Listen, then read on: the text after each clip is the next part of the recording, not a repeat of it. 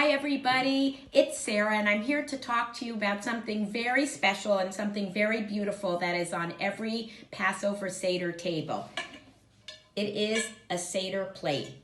And if you look at this beautiful Seder plate, you can see that there are 6 different spots for 6 different items that symbolize something that has to do with Passover. So let's get started, and we're going to look at all the items that are on a Passover Seder plate.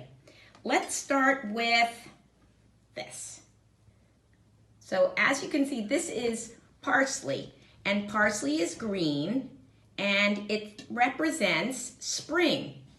And actually, Passover is called Hag HaAviv, which means the holiday of spring. And they say that that's when God brought the Israelites out of slavery, was during spring. And right around Passover, when we celebrate Passover, it's when we see the first buds on the flowers and the trees, and that lets us know that spring is coming. So let's put that over here. The Hebrew word is karpas.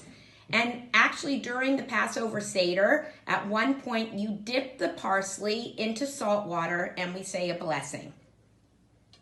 The next item we can talk about is the maror. And maror means bitter herbs. And this is a horseradish root, and these are radishes. And they are actually bitter.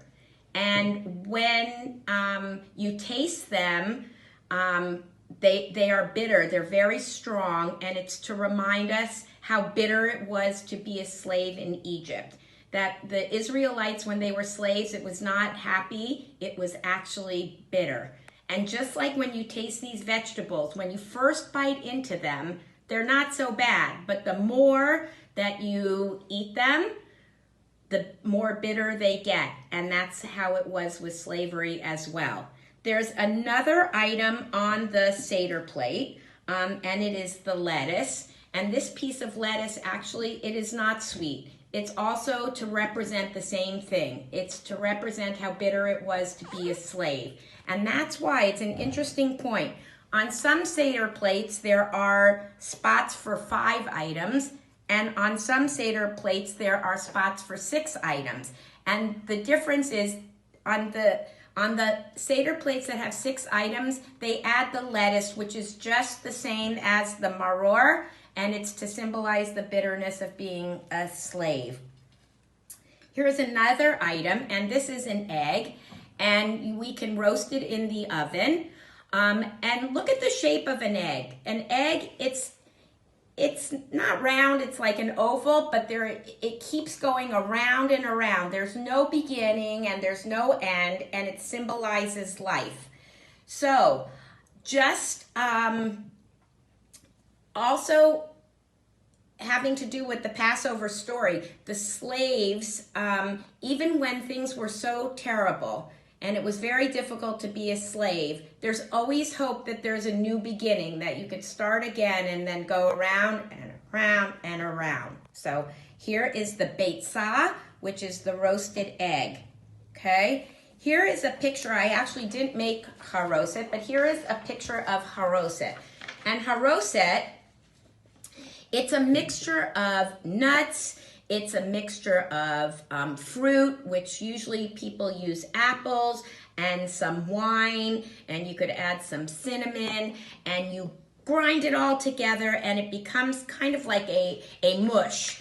And what it represents is the mortar that was used to build the pyramids and the buildings for pharaohs that the slaves used. The mortar is like the glue that holds the bricks together. So that is the charoset.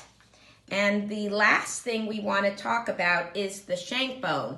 And this shank bone, the Hebrew word is zeroah. And what zeroah actually means, the literal translation of zeroah is arm. And what it's saying too is that God had his arms outstretched to help bring the Israelites out of slavery and out of Egypt. And it also represents the lamb that the Jewish people brought to the temple as a special Passover offering. So those are all the items that you see on a Seder plate, and I hope that each of you this year, when you have your own Seders at home, can look at the Seder plate and recognize some of these wonderful symbols. Enjoy.